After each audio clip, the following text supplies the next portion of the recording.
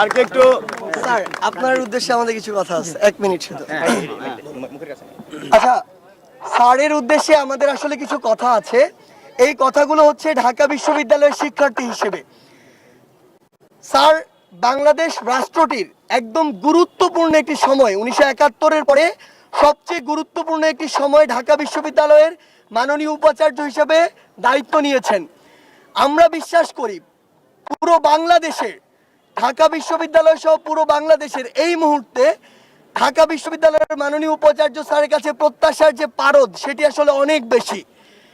আমরা বিশ্বাস করি যে এই জায়গা থেকে স্যারের আসলে এমন একটি সময় স্যার এসেছেন যখন স্যারের এই ঢাকা বিশ্ববিদ্যালয়কে নিয়ে কিছু করে দেখানোর সময় হয়েছে। পুরো বাংলাদেশ এই মুহূর্তে, পুরো বাংলাদেশ এবং বাংলাদেশের অন্যান্য বিশ্ববিদ্যালয় শিক্ষা প্রতিষ্ঠানগুলো ঢাকা বিশ্ববিদ্যালয়ের দিকে তাকিয়ে আছে এই মুহূর্তে। তো সেই জায়গা থেকে আবারও 1971 সালের পরে ঢাকা বিশ্ববিদ্যালয় যেভাবে পথ দেখাবে, বাংলাদেশ সেভাবে পথ দেখবে।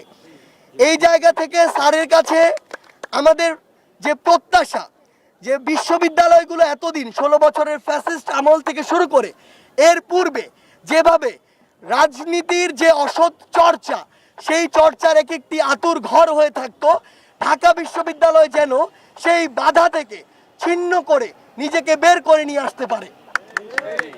আমরা স্পষ্ট করে জানাতে চাই বৈষম্য বিরোধী ছাত্র আন্দোলনের পক্ষ থেকে, ঢাকা বিশ্ববিদ্যালয়ের হলগুলোতে আমরা আর গেস্ট রুম দেখতে চাই না। ঢাকা বিশ্ববিদ্যালয়ের হলগুলোতে আমরা আর ওই বাধ্য করে গণরুম রেখে রাজনীতির যে চর্চা ছিল সেটি আর হতে দেখতে চাই না। আমরা স্পষ্ট করে বলতে চাই, ডিপার্টমেন্টগুলোতে শিক্ষকদের যে একক ছত্র স্বেচ্ছাচারিতা থাকে সেটিও আমরা আর দেখতে চাই না। আবার কর্মচারী সমিতি সহ বিভিন্ন সমিতির নাম করে বিশ্ববিদ্যালয়গুলোতে শিক্ষার্থীদের সেবা থেকে অন্য কাজে নিজেকে ব্যস্ত রাখার যে ট্রেডিশন, সেগুলো আমরা আর দেখতে চাই না।